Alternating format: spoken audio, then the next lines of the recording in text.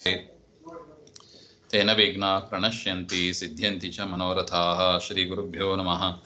नारायणाय परिपूर्णगुणार्णवाय विश्वोदयस्थितिलयो नियतिप्रदाय ज्ञानप्रदाय विबुधासुरसौख्यदुःखसत्कारणाय वितताय नमो नमस्ते।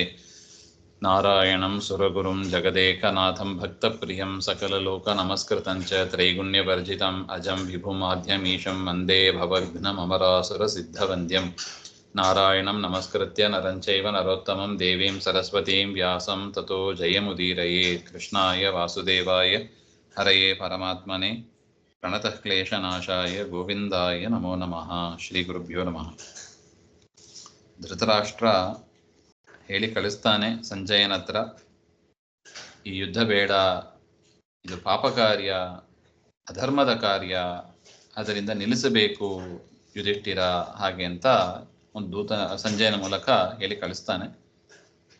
ಭೀಮಸೇನ ದೇವರು ಮತ್ತು ದ್ರೌಪದಿ ದೇವಿಯರು ಅವರು ಹೇಳ್ತಾರೆ, ಇದು ಅಧರ್ಮದ ಕಾರ್ಯ ಅಲ್ಲ, ಪಾಪದ ಕಾರ್ಯ ಇಲ್ಲ, ಇದು ಧರ್ಮದ ಕಾರ್ಯವೇ. ದುಷ್ಟರನ್ನ ನಿಗ್ರಹ ಮಾಡೋದು ಅದು ವಿಹಿತ ಕರ್ಮ ಅದು, ಹಾಗೆ ಅಂತ. ಕೃಷ್ಣನು ಕೂಡ ಅದನ್ನ ಸಮರ್ಥನೆ ಮಾಡ್ತಾನೆ. ಆ ವಿಚಾರವನ್ನ ಬಂದು ಮಾರನೇ ದಿವಸ ಬೆಳಿಗ್ಗೆ ಸಂಜಯ ಸಭೆಯಲ್ಲಿ ಹೇಳಿದಾಗ ಏನಾಯಿತು ಎಂಬ ಅದನ್ನ ಈ ಶ್ಲೋಕದಲ್ಲಿ ಹೇಳ್ತಾ ಇದ್ದಾರೆ. ತಚ್ಛ್ರುತ್ವಾ ಸತು ಭೀತೋಪಿ ಪುತ್ರ ಸ್ನೇಹಾನುಗೋ ನೃಪಃ ರಾಜ್ಯಂ ನಾದಾತ್ ಪಾಂಡವಾನಾಂ ತಥೋ ಧರ್ಮಸುತೋ ನೃಪಃ. ಸಂಜಯ ಹೇಳಿದ್ದನ್ನೆಲ್ಲ ಕೇಳಿದಾಗಲೂ ಕೂಡ ಆ ಧೃತರಾಷ್ಟ್ರನಿಗೆ ಹೆದರ್ತಾನೆ. ತನ್ನ ಮಕ್ಕಳಿಗೆ ಏನಾಗ್ತದೋ ಏನೋ ಹಾಗೆ ಅಂತ ಹೆದರ್ತಾನೆ ಧೃತರಾಷ್ಟ್ರ. ಆದರೂ ಕೂಡ ರಾಜ್ಯಂ ನಾದಾತ್ ಪಾಂಡವಾನ, ಪಾಂಡವರಿಗೆ ರಾಜ್ಯವನ್ನು ಕೊಡುವ ಮನಸ್ಸು ಮಾಡಲಿಲ್ಲ. ತತಃ ಧರ್ಮಸುತಃ ನೃಪಃ. ಅದಾದ ಮೇಲೆ ಯುಧಿಷ್ಠಿರ ಆ ಸಂಜಯನಿಗೆ ಏನು ಹೇಳಿಕೊಟ್ಟು ಮೆಸೇಜ್ ಕಳಿಸಿದನೋ ಅದನ್ನ ಹೇಳ್ತಾನೆ. ಯದುಕ್ತವಾನ್ ಸಂಜಯಾಯ ಯದಿ ದಿತ್ಸತಿ ನಃ ಪಿತಾ ರಾಜ್ಯಂ ತದಾ ತ್ವಮಾಗಚ್ಚ ವಿದುರೋವಾ ನಚೇನ್ನಚ ತಾವಥಾನಾಗತೌ ಜ್ಞಾತ್ವಾ ಮಂತ್ರಯಾಮಾಸ ಶೌರಿನಾ, ಹಾಗೆ ಅಂತ. ಅಂದ್ರೆ ಒಂದು ವೇಳೆ ನಮ್ಮ ತಂದೆ ರಾಜ್ಯವನ್ನು ಕೊಟ್ರೆ, ಅಂದ್ರೆ ಧೃತರಾಷ್ಟ್ರ ರಾಜ್ಯವನ್ನ ಕೊಡೋದಕ್ಕೆ ಒಪ್ಪಿಗೆಯನ್ನು ಕೊಟ್ರೆ, ನೀನು ಬಂದರೂ ಸರಿ ಅಥವಾ ವಿದುರ ಬಂದರೂ ಸರಿ, ಯಾರಾದ್ರು ಬಂದರೂ ನಮಗೆ ವಿಷಯವನ್ನು ತಿಳಿಸ್ಲಿ, ಈ ತರ ಧೃತರಾಷ್ಟ್ರ ರಾಜ್ಯವನ್ನು ಕೊಡ್ತಾನಂತೆ ಹಾಗೆ ಅಂತ ತಿಳಿಸ್ಲಿ. ಒಂದು ವೇಳೆ ನೀವು ಬರದೇ ಇದ್ದ ಪಕ್ಷದಲ್ಲಿ ಸಂಜಯ ಬಿದರು ಅನಾಗತವು ಜ್ಞಾತ್ವಾ ಶೌರಿನ ಕೃಷ್ಣೇನ ಸಹ ಮಂತ್ರಯಾಮಾಸ, ನಾವು ಮುಂದಿನ ವಿಚಾರವನ್ನು ನಾವು ಮಾಡ್ತೀವಿ ಅಂತ ಅಷ್ಟು ವಿಚಾರವನ್ನ ಸಂಜಯನ ಹತ್ರ ಯುಧಿಷ್ಠಿರ ಹೇಳಿ ಕಳಿಸಿದ್ದ. ಆದರೆ ಧೃತರಾಷ್ಟ್ರ ರಾಜ್ಯ ಕೊಡುವ ಮನಸ್ಸು ಮಾಡಲಿಲ್ಲ. ಅದರಿಂದ ಯುಧಿಷ್ಠಿರ ಹೇಳಿದ ಪ್ರಕಾರ ಕೃಷ್ಣನ ಜೊತೆಗೆ ಮಂತ್ರಾಲೋಚನೆಯನ್ನು ಮಾಡ್ತಾನೆ, ಮುಂದಿನ ಕಾರ್ಯ ಏನು ಹಾಗೆ ಅಂತ. ಆಗ ಕೃಷ್ಣ ಹೇಳ್ತಾನೆ, ಸೋಪ್ಯಾಹ ಅಹಂ ಗಮಿಷ್ಯಾಮಿ ಸಭಾಯಾಂ ಋಷಿಸನ್ನಿಧೌ ವಕ್ಷ್ಯೆ ಪಥ್ಯಾನಿ ಯುಕ್ತಾನಿ ಯದಿನಾಸೋ ಗ್ರಹೀಷ್ಯತಿ ವದ್ಯ ಸರ್ವಸ್ಯ ಲೋಕಸ್ಯ ಸಭವೇತ್ ಸರ್ವಧರ್ಮಃ. ಯುಧಿಷ್ಠಿರ ಪ್ರಶ್ನೆ ಮಾಡಿದಾಗ ಕೃಷ್ಣ ಏನ್ ಹೇಳಿದ ಹಾಗೆ ಅಂದ್ರೆ, ಅಹಂ ಗಮಿಷ್ಯಾಮಿ, ನಾನು ಹೋಗ್ತೇನೆ, ದೂತನಾಗಿ ನಾನು ಹೋಗ್ತೇನೆ. ಯಾಕೆ? ಸಂಜಯನ ಹತ್ರ ಹೇಳಿ ಕಳಿಸಿದರೆ ಯಾರು ಬಂದಿಲ್ಲ. ಅದರಿಂದ ಕೃಷ್ಣ ಹೇಳ್ತಾನೆ, ನಾನೇ ಹೋಗ್ತೀನಿ, ಹಸ್ತಿನಪುರಕ್ಕೆ ನಾನೇ ಹೋಗ್ತೀನಿ. ತತ್ರ ಸಭಾಯಾಂ ಋಷೀಣಾಂ ಸನ್ನಿಧೌ, ಅಲ್ಲಿ ಸಭೆಯಲ್ಲಿ ಹೋಗಿ ಋಷಿಗಳ ಸನ್ನಿಧಾನದಲ್ಲಿ ಪಥ್ಯಾನಿ ಹಿತಕರಾಣಿ ಯುಕ್ತಾನಿ ಶಾಸ್ತ್ರ ಸಮ್ಮತಾನಿ ವಾಕ್ಯಾನಿ, ಹಿತವಾದ ಶಾಸ್ತ್ರ ಸಮ್ಮತವಾದ ವಾಕ್ಯಗಳನ್ನು ನಾನು ಅವರಿಗೆ ಹೇಳ್ತೀನಿ. ನೋಡಿ, ನಾವು ಆಡುವ ಮಾತು ಅದು ಹೇಗಿರಬೇಕು? ಶಾಸ್ತ್ರ ಸಮ್ಮತವಾಗಿ ಇರಬೇಕು. ಶಾಸ್ತ್ರ ಸಮ್ಮತವಾದ ಮಾತನ್ನು ಮಾತ್ರ ಆಡಬೇಕು. ಅದನ್ನ ಕೃಷ್ಣ ತೋರಿಸಿಕೊಡ್ತಾ ಇದ್ದಾನೆ ಇಲ್ಲಿ. ಯದ್ಯಸೌ ದುರ್ಯೋಧನ ನ ಗ್ರಹೀಷ್ಯತಿ ತರ್ಹಿ ಸಹ ದುರ್ಯೋಧನ ಸರ್ವಸ್ಯ ಲೋಕಸ್ಯ ವದ್ಯ ವದಾರ್ಹ ಭವೇತ್. ಒಂದು ವೇಳೆ ದುರ್ಯೋಧನ ಆ ಮಾತುಗಳನ್ನ ಕೇಳಿಲ್ಲ ಹಾಗೆ ಅಂತ ಆದರೆ, ಹೇಳಿದ ಮಾತು ಕೇಳೋದಿಲ್ಲ, ಅದು ದುರ್ಯೋಧನನ ಅಭ್ಯಾಸ. ದುರ್ಯೋಧನ ನ ಗ್ರಹೀಷ್ಯತಿ ತರ್ಹಿ ದುರ್ಯೋಧನ, ಆಗ ದುರ್ಯೋಧನ ಇಡೀ ಲೋಕವನ್ನ ಸಂಹಾರ ಮಾಡಿದ ಪಾಪ ಅವನಿಗೆ ಬರುತ್ತದೆ. ಸಹ ಸರ್ವಧರ್ಮ ಚ ಭವೇತ್, ಎಲ್ಲ ಧರ್ಮವನ್ನು ಕೂಡ ನಾಶ ಮಾಡಿದ ಒಂದು ಪಾಪವು ಕೂಡ ಅವನಿಗೆ ಬರುತ್ತದೆ. ಶ್ರುತಿ ಸ್ಮೃತಿ ಉಕ್ತಾರ್ಥಃ ವಿಷ್ಣೋರಾಜ್ಞೆಯ. ಶ್ರುತಿ ಮತ್ತು ಸ್ಮೃತಿ, ಸ್ಮೃತಿ ಅಂದ್ರೆ ಮಹಾಭಾರತಾದಿ ಗ್ರಂಥಗಳು. ಶ್ರುತಿ ಸ್ಮೃತಿ ಅದೇನು ಹೇಳ್ತದೋ ಅದು ವಿಷ್ಣುವಿನ ಆಜ್ಞೆ, ವಿಷ್ಣುವಿನ ಆರ್ಡರ್. ಹೇಗೆ ಕಾನ್ಸ್ಟಿಟ್ಯೂನ್ಸಿ ಅಂತೆಲ್ಲ ಹೇಳ್ತಾರಲ್ಲ, ಟ್ರಾಫಿಕ್ ರೂಲ್ಸ್ ಇತ್ಯಾದಿಗಳು ಏನಿದೆಯೋ ಅದೆಲ್ಲವೂ ಕೂಡ ಅದು ಹೇಗೆ ಪರಿಪಾಲನೆ ಮಾಡದೆ ಹೋದರೆ ಶಿಕ್ಷೆ ಇದೆಯೋ ಅದೇ ರೀತಿಯಾಗಿ ಶ್ರುತಿ ಸ್ಮೃತಿಗಳು ಹೇಳಿದ ರೀತಿಯಲ್ಲಿ ನಾವು ನಡ್ಕೋಬೇಕು. ನಡ್ಕೊಂಡಿಲ್ಲ ಹಾಗೆ ಅಂದ್ರೆ ಅದು ಕೃಷ್ಣನ ಆಜ್ಞೆಯನ್ನ ಮೀರಿದಂತೆ, ಟ್ರಾಫಿಕ್ ವೈಲೇಷನ್ ಅಂತ ಹೇಳ್ತಾರೆ ನೋಡಿ, ಲಾ ವೈಲೇಷನ್, ಟ್ರಾಫಿಕ್ ವೈಲೇಷನ್, ಆ ಥರ ಅದು ಶಿಕ್ಷಾರ್ಹ ಆಗ್ತದೆ. ಅದರಿಂದ ಕೃಷ್ಣಾಜ್ಞೆಯ ಅಕರಣಾತ್ ಸರ್ವಧರ್ಮ ಪರಿತ್ಯಾಗಿ, ಕೃಷ್ಣನ ಆಜ್ಞೆಯನ್ನು ಅವನು ಪರಿಪಾಲಿಸಲಿಲ್ಲ, ಅದರಿಂದ ದುರ್ಯೋಧನ ಸರ್ವಧರ್ಮ ಪರಿತ್ಯಾಗಿ ಆಗ್ತಾನೆ, ಎಲ್ಲ ಧರ್ಮವನ್ನು ಕೂಡ ಬಿಟ್ಟವ ಅಂತ ಆಗುತ್ತಾನೆ ಅಂತ ಒಟ್ಟು ಅಭಿಪ್ರಾಯ. ಇತ್ಯುಕ್ತೆ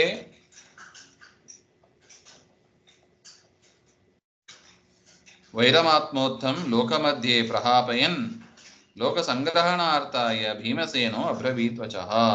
ಈ ರೀತಿಯಾಗಿ ಕೃಷ್ಣ ಹೇಳಿದಾಗ ಭೀಮಸೇನ ಆತ್ಮೋತ್ತಮ್, ಆತ್ಮನಿಮಿತ್ತೇನ ಜಾತಂ ವೈರಂ, ತನ್ನ ನಿಮಿತ್ತವಾದ ಒಂದು ವೈರ ಇಬ್ಬರ ಮಧ್ಯದಲ್ಲಿ ಬಂದಿದೆ ಅಂತ ಲೋಕ ಮಧ್ಯೆ ಪ್ರಹಾಪಯನ್, ಲೋಕದಲ್ಲಿ ಆ ರೀತಿಯಾಗಿ ತಿಳಿಬಾರ್ದು.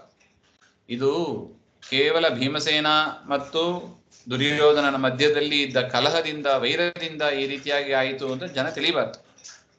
ಅದರಿಂದ ಆ ಒಂದು ಅಪವಾದವನ್ನ ಪರಿಹಾರ ಮಾಡಿಕೊಳ್ಳುವುದಕ್ಕಾಗಿ ಭೀಮಸೇನ ದೇವರು ಕೆಲವು ಮಾತುಗಳನ್ನ ಆಡ್ತಾರೆ. ಅದು ಏನದು ಹಾಗೆಂದ್ರೆ, ನಾಸ್ಮನ್ ನಿಮಿತ್ತಂ ನಾಶಸ್ಯಾತ್ ಕುಲಸ್ಯಾಪಿ ವಯಂ ಕುಲಂ ರಕ್ಷಿತಂ ಧಾರ್ತರಾಷ್ಟ್ರಸ್ಯ ಭವೇಮಾದಶ್ಚರ ಇತಿ. ಏನಂತ ಹೇಳಿದರು ಭೀಮಸೇನ ದೇವರು? ಅಸ್ಮಿನ್ ನಿಮಿತ್ತಂ, ನಮ್ಮ ನಿಮಿತ್ತವಾಗಿ, ಅಂದರೆ ಭೀಮಸೇನ ದೇವರ ನಿಮಿತ್ತವಾಗಿ, ಪಾಂಡವರ ನಿಮಿತ್ತವಾಗಿ ಕುಲಸ್ಯ ನಾಶ ನ ಸ್ಯಾತ್, ಕುಲದ ನಾಶ ಆಗುವುದು ಬೇಡ. ವಯಂ ಕುಲಂ ರಕ್ಷಿತುಂ, ನಾವು ನಮ್ಮ ಕುಲವನ್ನ ರಕ್ಷಣೆ ಮಾಡುವುದಕ್ಕಾಗಿ ಧಾರ್ತರಾಷ್ಟ್ರಸ್ಯ ಅಧಶ್ಚರಾಹ, ಅಂದ್ರೆ ದುರ್ಯೋಧನನ ಕೆಳಗೆ ಕೆಲಸ ಮಾಡುವವರಾಗಿ, ಅಂದ್ರೆ ದುರ್ಯೋಧನನ ಸೇವಕರಂತೆ ಭವೇಮ, ನಾವು ದುರ್ಯೋಧನನ ಕೆಳಗೆ ಕೆಲಸ ಮಾಡುವವರಾಗಿ ಇರ್ತೀವಿ, ಅಂದ್ರೆ ಸೇವಕರಂತೆ ಇರ್ತೀವಿ ಅಂತ ಭೀಮಸೇನ ದೇವರು ಹೇಳ್ತಾರೆ. ಯಾಕೆ? ಇದು ಭೀಮಸೇನ ದೇವರಿಗೂ ಪಾಂಡವರಿಗೂ ಇದ್ದ ವೈರದಿಂದ ಈ ಜಗಳ ಆಯಿತು ಅಂತ ಜನದಲ್ಲಿ, ಲೋಕದಲ್ಲಿ ಅಪವಾದ ಬರಬಾರ್ದು. ಅದಕ್ಕಾಗಿ ಭೀಮಸೇನ ದೇವರು ಏನು ಹೇಳಿದ್ರು, ಒಂದು ವೇಳೆ ನಮ್ಮ ನಿಮಿತ್ತವಾಗಿ ಅಂತ ಆದ ಪಕ್ಷದಲ್ಲಿ ನಾವು ಆ ದುರ್ಯೋಧನಾದಿಗಳ ಸೇವಕರಾಗಿ ಇದ್ದು ಬಿಡ್ತೀವಿ, ಹಾಗೆ ಅಂತ ಹೇಳ್ತಾ ಇದ್ದಾರೆ. ಇಚ್ಛತಾಪಿ ಅಖಿಲಾನ್ ಹಂತಂ ಧಾರ್ತರಾಷ್ಟ್ರಾನ್ ದೃಢಾತ್ಮನ ಭೀಮೇನೋಕ್ತ ವಾಸುದೇವೋ ಲೋಕಸಂಗ್ರಹಣೇಚ್ಛಯ. ಯದ್ಯಪಿ ಭೀಮಸೇನ ದೇವರಿಗೆ ಏನೋ ಚಂಚಲ ಮನಸ್ಸಾಯಿತು ಅಂತ ನಾವು ತಿಳಿಬಾರ್ದು. ಅವರು ದೃಢಾತ್ಮನ, ದೃಢವಾದ ಅಂದ್ರೆ ಚಂಚಲ ಇಲ್ಲದ ಅಂತಃಕರಣ ಉಳ್ಳವರು.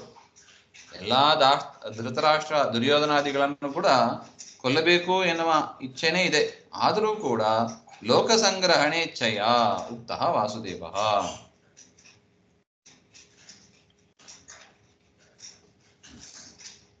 ಲೋಕ ಸಂಗ್ರಹ ಅಂದ್ರೆ ದೊಡ್ಡವರು ಮಾಡಿದ್ದನ್ನ ಸಣ್ಣವರು ಅನುಸರಿಸ್ತಾರೆ, ಅದರಿಂದ ಏಕಾಏಕಿಯಾಗಿ ಯುದ್ಧಕ್ಕೆ ಅಂತ ಹೊರಡೋದು ಬೇಡ.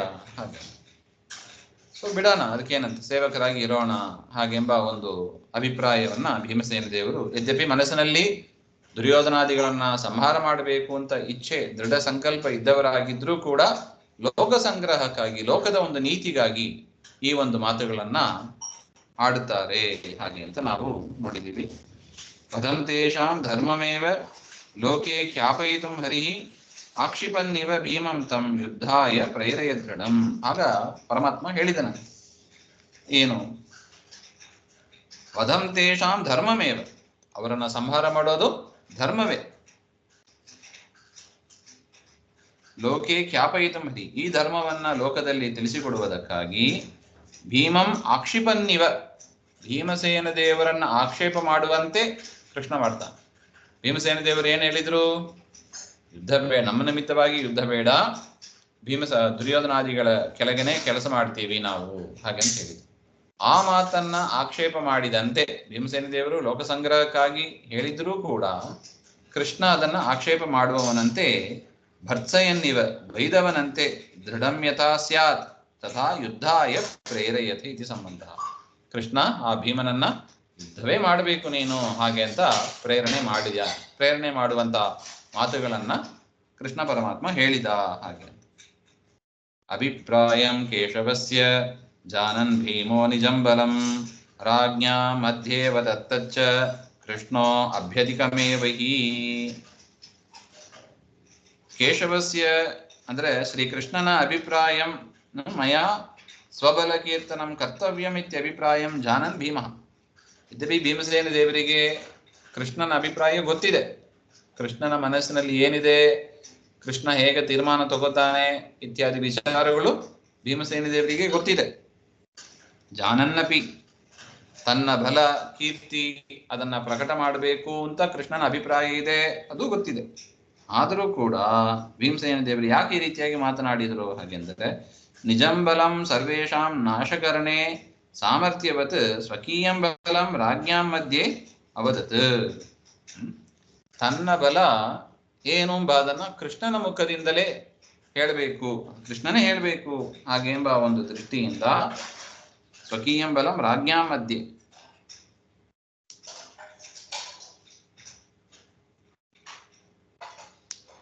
ಎಲ್ಲರನ್ನೂ ನಾಶ ಮಾಡುವ ಸಾಮರ್ಥ್ಯ ಇದ್ದರೂ ಕೂಡ ತನ್ನ ಬಲವನ್ನ ರಾಜ್ಞರ ಮಧ್ಯದಲ್ಲಿ ಭೀಮಸೇನ ದೇವರು ಹೇಳ್ತಾರೆ.